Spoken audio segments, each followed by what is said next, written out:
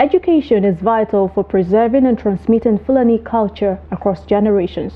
Traditionally, Fulani education relied heavily on informal methods with knowledge and cultural practices passed down through oral traditions, storytelling, and practical experiences. In recent decades, there has been an increasing acknowledgement of the importance of formal education in sustaining Fulani culture. Many within the community now advocate for the pursuit of knowledge as a means to safeguard their rich heritage and ensure its continuity. Hassan Koli has more. With estimates from various national and international bodies predicting the extinctions of many tribes and cultures, efforts are underway to preserve indigenous cultures worldwide. The Fulani culture, despite its long-standing recognition, is not immune to these threats. Urbanization and the shift toward modern lifestyles are challenging its existence as many Fulani individuals migrate to urban centers in search of better opportunities and ways to adapt. Nevertheless, some Fulani communities actively maintain their cultural practices during significant events such as weddings and naming ceremonies. These celebrations serve as a vital means of preserving their rich heritage, allowing them to pass down traditions and customs to future generations. So actually, we do a lot of things to take like measures. We have a lot of measures we take to maintain our cultural heritage. Like during our weddings, we do invite the Fulani ladies and men to come in a traditional attire, to come and dance our culture. We use a culture, we even create a cultural day on our weddings, actually, like Fulani Day, where we will be in our traditional attire, we will bring yogurt, and then we decorate ourselves in our Fulani attire.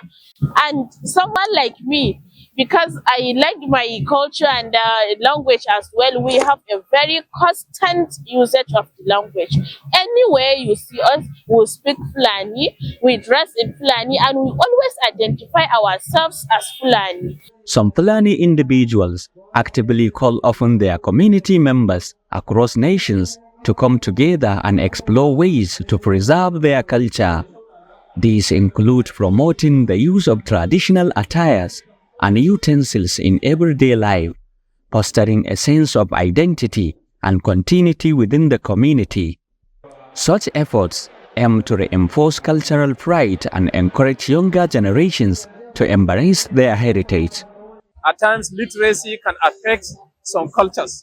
Living cultures is another factor, because once you live your culture, you can end into different things. So that is why we are always been trying to call our attention of our Fulani everywhere they are to create skill acquisitions, education, adult and non-formal education to develop our peoples in Nigeria. It's one of the strategies to promote and to unite the culture, because it's a place where all the Fulanis here will come and meet, discuss and know each other, know some of the cultures, how to promote them, how to come together and discuss and join other languages in order to develop themselves economically, security-wise. While urbanization and farmer-herder conflict have diminished the pasture lands that have sustained the Fulani for generations, climate change has further exacerbated their challenges. Issues like drought, desertification, and the depletion of natural resources have made it increasingly difficult for the Fulani to uphold their traditional pastoral practices, which depend heavily on access to water sources and abundant grazing lands. These environmental changes threaten their way of life and the cultural heritage tied to their pastoralism. From Gombe, Hassan Koli, reporting for Trust TV. And to developments in business, the Group Executive Officer of the Nigerian National Petroleum Company Limited, Mele Kyari, has revealed that petrol smugglers exploited subsidy loopholes, making around 17 million naira per truck in neighboring countries. Kyari made this disclosure while addressing journalists in Abuja on the government's efforts to deregulate the oil and gas sector. He explained that border cross-border smuggling was rampant due to the fuel subsidy. Kyari noted that the same truckload would generate no more than 500,000 naira if sold within Nigeria. He further stated that the country has stopped losing such revenue to smuggling since the subsidy was removed, as fuel prices are now adjusted to reflect their true market value. Away from Nigeria, torrential rains have hit all 23 of Chad's provinces, causing devastating floods.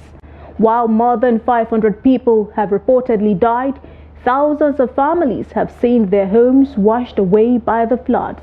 In addition, more than 400,000 hectares of farmland have been destroyed, comprising food security in a country where hunger already affects more than 3.4 million people.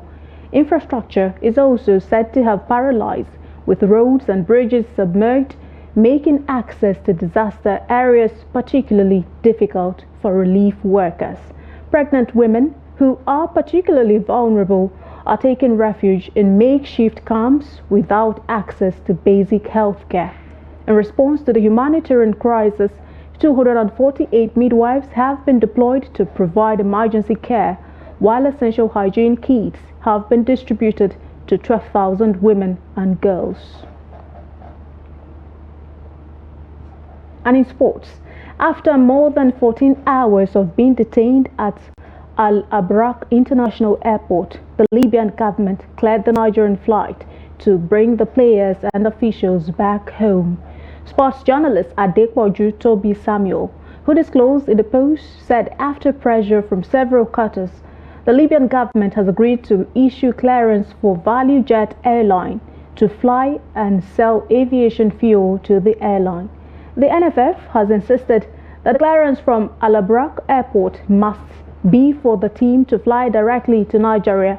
Prior to this, Libyan authorities were alleged to have refused to provide the Super Eagles chartered flight Value Jet with permission and aviation fuel to fly the players back to Nigeria. And with that, we've come to the end of the news update on Trust TV at this hour. Remember, you can always follow us across all of our social media platforms and also join our YouTube live stream for more news, programs and documentaries. I am Aisha Salihu. Thank you so much for watching.